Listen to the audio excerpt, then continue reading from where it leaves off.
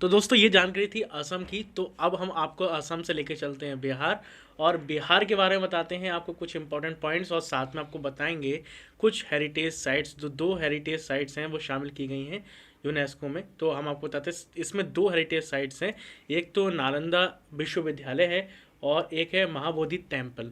तो दोनों के बारे में बताएंगे, कहीं जाइएगा मत। सबसे पहले हम बात करते हैं नालंदा महाविहार के बारे में, जिसे हम नालंदा विश्वविद्यालय भी कहते हैं। ये आपने कई बार इतिहास में पढ़ा भी होगा नालंदा विश्वविद्यालय के बारे में।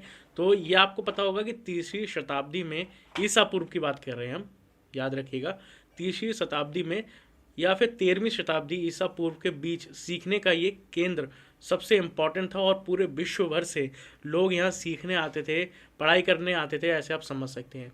तो बहुत ही इम्पॉर्टेंट रोल था इसका इतिहास में, जो आपने पढ़ा होगा। और आपको इसके बारे में बताया तो ये 2016 में यूनेस्को की विश्व धरोहर की सूची में शामिल किया गया था। और अब बढ़ते हैं दूसरे साइड की तरफ, ये है बोध गया। तो दोस्तों बता दें, जो बोध गया है वो बिहार की राजधानी पटना है उसके दक्षिण पूर्व से लगभग 100 किलोमीटर की दूरी पर है।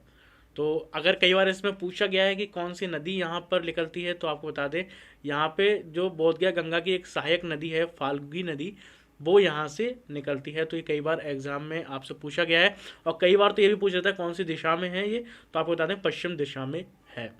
ठीक है। अब जो महाबोधि मंदिर है वो 2002 में यूनेस्को की जो हेरिटेज साइट्स है उस सूची में शामिल किया गया था। और ये आपको पता होना चाहिए कि ये उस समय इतिहास की बात करें और अभी भी, तो ये जो बोध गया है वो दुनिया के सबसे पवित्र शहरों में से एक माना जाता है, क्योंकि यहाँ पर भगवान बुद्ध को ज्ञान प्राप्त हुआ था। ठीक है। अब हम बात करते हैं थोड़ी बिहार की। तो दोस्तों आपको मैप में देख सकते हैं, बिहार आपको यहाँ दिख रहा होगा मैप में। और कैपिटल की बात करें तो पटना इसकी राजधानी है। गवर्नर है इस समय फागू चौहान, और जो चीफ मिनिस्टर हैं वो है नीतीश कुमार।